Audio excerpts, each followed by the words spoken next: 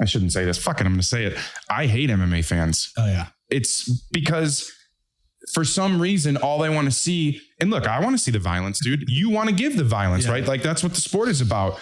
But there's also an aspect of like understanding what it is you guys go through to get there and then who you are after the fight. This isn't, I'm going to make this point on every fucking episode. I have the feeling I said it, you know, on an episode we just recorded a couple days ago, but you're not gladiators, right? You're not fighting to gain your freedom, right? Like out of, you know, entrapment or out of, servitude, right? You guys are actual human beings and you go home, you face your kids, your wife, your husband, whatever. So respect it for its violence, but also respect it for the sport that it is too.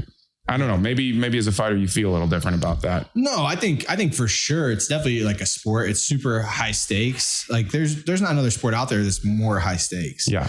Under the lights, in front of thousands of people, millions of people online, to be played forever, to be made into memes. Like, especially in this culture, like you're fighting another grown man in your underwear in front of your wife, your kids, and like to a lot of people, whether they'd admit that or not, and even to fighters, like that could be your worst fear at times, to be like, shit, bro, what if I get exposed? As like we talked about earlier, you're, especially for men, you're predetermined or pre-hardwired to be provider, protector, all of these things. What if I get exposed as not that to millions of people? And I remember when I first started fighting, I feel like a lot of people don't necessarily deal with that until they get to the UFC. When I first started fighting, I started my fighting career dating Bobby, who was in the UFC, who had tens of thousands of followers, who every show we went to, every fighter, my opponents are taking pictures with her. I'm like, dude, if someone beats my ass, he's riding your coattails today. I'm like, still, dude, I'm going to be ultra exposed. And like the pressure of that. And then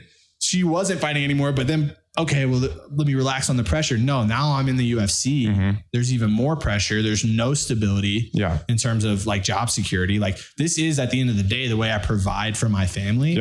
And so the stress that comes with, like, imagine if every job, like every week at your job, they gave you a performance review and you're like, nah, you might've had 4 great weeks, but this week was bad. If you do another bad week, you're fucked and you're out of here. Imagine that was your work environment, how you would be, because that is essentially what it is. It's like, dude, you did great 3 weeks in a row.